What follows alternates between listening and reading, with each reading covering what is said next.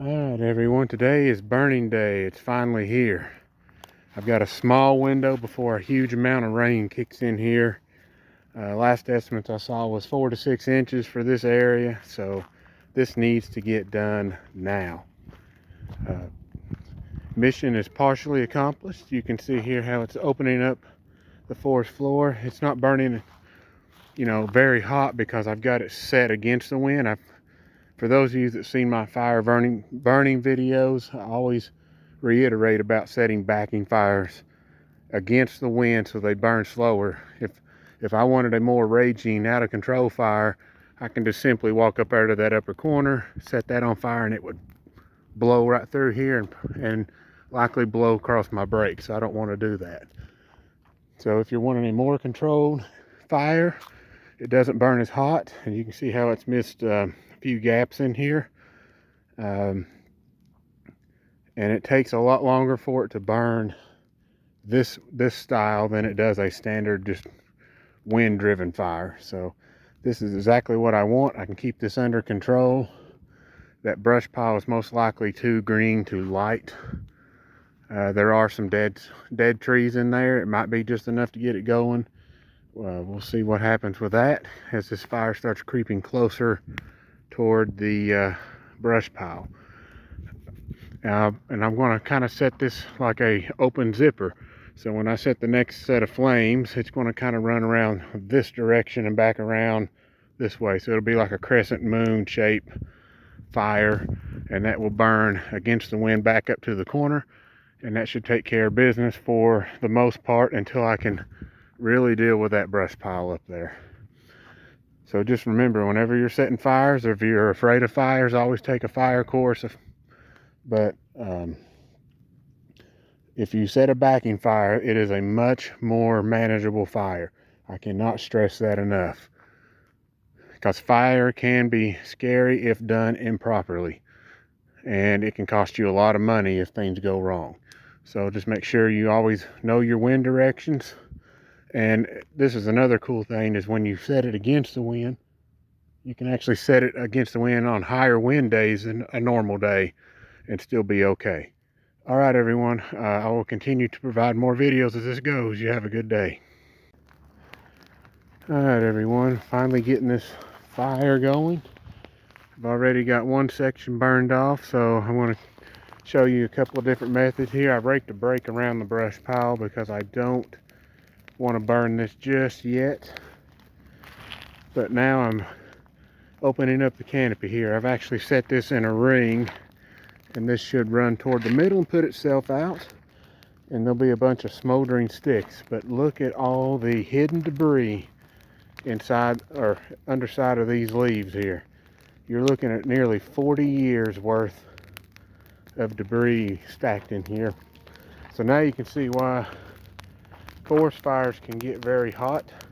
The drier the climate, the worse the flames can get. So today's a drier, somewhat windy day. You see how this smoke's going this way, that over there's going that way, and then this right here is coming back toward me somewhat. So I got a swirly wind. There's a swirl right there. So I just went ahead and set a circle, and I cleaned out a lot around these little trees. There won't be too much scarring here, if any at all.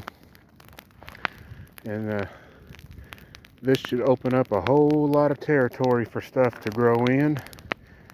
As a matter of fact, I've already got a green sprig come up over there that's about 2 or 3 inches tall.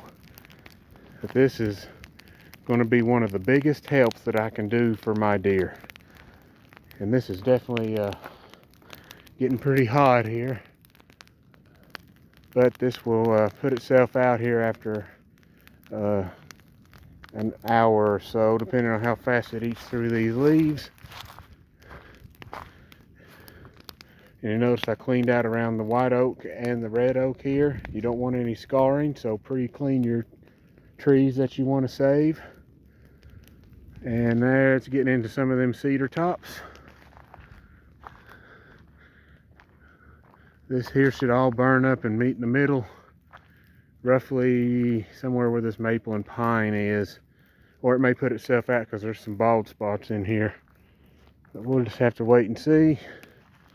And then when this is done, this will be all the burning I'll do for today, and I'll get to planting the trees I have in the back of the truck.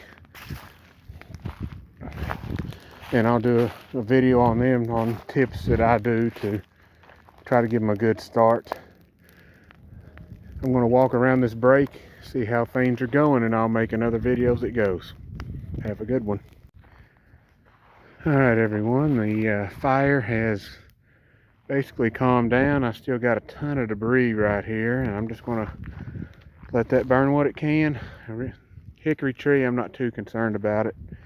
So that'll release 40 years of nutrients that's just been laying on the ground rotting. But fire definitely reveals a lot. This was the hottest section, burned really well.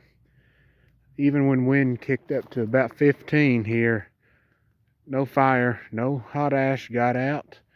You can see I've still got one spot by that pine burning there. And I'm about ready to start planting the trees on this end. I want to make a modification to a few of these trees that I saved. What I'm going to do is remove this tree, and this little thing I didn't even mark. I should have cut it down. So I'm going to get rid of these 3 trees, cut these stumps down flat. And right here will be my chestnut. That'll give it room to run. I probably will make one additional cut and get rid of this ugly looking fork in this hickory tree. This is going to cause some problems by the way it's growing. So it goes up, wraps around the back part of the tree, and then wraps around in the limbs up there. So that's not good for the tree and can cause this tree to become a dangerous tree down the road. So I'm going to dethrone this part here. And I'll have to be very careful I don't get kicked in the face when I'm cutting that down. But as soon as all this stuff is done burning, Mom has informed me that she wants this as a food plot. So native stuff will be on hold, and once I get done burning the brush pile and some other stuff in here, this place is going to be 100 times better. So you can see here, I'm going to do just a quick skirt of the break. A lot of these really ashy spots had tons of dead limbs. You can still see them scattered out here on the ground. There are tons and tons of dead limbs. So there's going to be big nutrient pile drops right here. So there's going to be a lot of nutrients. Clover's going to do really well there. It do well here again. And anywhere you see these big white ash areas, there's a couple of pockets scattered out through here that will grow better than these spots right here where the tractor come through and did not burn. And these chestnut trees, I'll show you that here in the next video, because I'm going to have it due for another segment. But again, I don't want to burn this brush pile just yet. I'm getting very close to getting ready. The only place left to burn is this side over here, and I will be done burning for this outer area, and then I'll be ready to light this up. So I just want to make sure that when this area goes up, that it doesn't have easy areas to light and jump a break. There'll be plenty of burnt area around this, and that way I will not be very concerned about hot embers getting outside of this zone. So I'm hoping that you attempt to prescribe fire. You know, if you have issues with food plot space and you can't do anything about it, come in here, work on your woods if you have a section of woods. Now you gotta be smart about it. Put your brakes in, get your permits, and then light it up.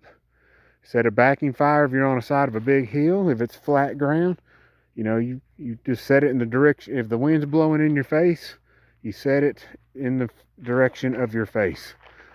All right, everyone, I hope these videos help. And I have a lot of smoldering embers that I will make sure this is out when I'm ready to leave, when probably the sun goes down. So I hope this video helps you, and hope I help you grow the biggest deer of your life with these tips.